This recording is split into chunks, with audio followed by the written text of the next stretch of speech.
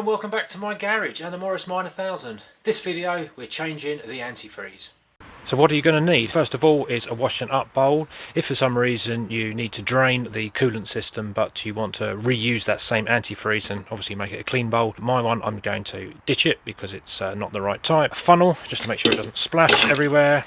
A decent flathead screwdriver, and then of course your antifreeze. So the clever chaps at Morris have given us a brass tap on the side of the block to help drain the water from there, and they also designed in a tap on the bottom right hand side of the radiator. But if your car's anything like mine, it won't have that. And chances are your tap is going to be either silted up or just stuck and as good as useless. So first job is to take off the radiator cap. Let's make sure that air enters the system when you are emptying it. Move the washing up bowl underneath the car, and that there. Now we've got to undo the Jubilee clip and try and work that hose loose. It's going to be a little bit tight, but with a bit of pulling it should come away. As you'll see, best will in the world, it's still made a heck of a mess everywhere, so I need to make sure I mop all of that up. But that should be most of the water drained from the block. There is still some water sitting in the radiator, but what I'm going to do is get a hose pipe and flush it out. So just for fun, I thought I would pull the radiator out whilst it was empty and have a look at that drain plug. This is looking at the back of the radiator. So this is the hose that I pulled off when I drained the system down, and this is where the tap should have been. As you see, there's been a plate welded over the top of it, so there is no drain plug anymore, and I suspect probably a lot of the radiators are the same. And while the radiator was out, I thought it'd be rude not to do this and this.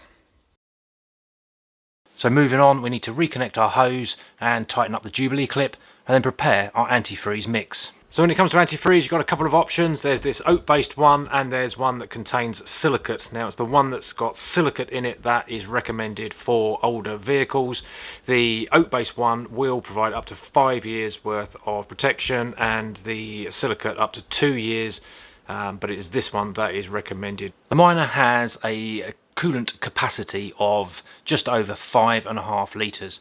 For those of you watching in black and white, that is 9.75 pints. The recommended mix for where I am is about 33%, which is just under the 2 litres. So this 2 litre bottle will be absolutely perfect for what I need. So when it comes to water, obviously you can use your tap water through your hose pipe, but I prefer to use either distilled water from my garage dehumidifier or rainwater collected from a water butt. Refit our cap, start the car up, just check for leaks.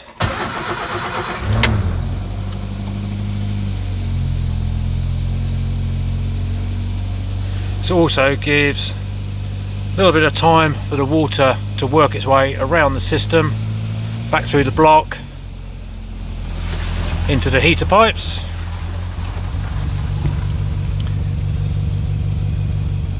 And then you can top up as necessary.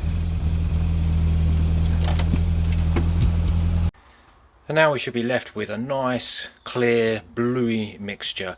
And for level wise, we want to get it so it's just covering the cores of the radiator. So that's the car now protected for the winter. I hope you enjoyed the video and found something useful in there. If you haven't already, please do subscribe. It does give me the encouragement to keep doing these bits on the car that need doing. Anyway, thanks again for watching, and bye for now.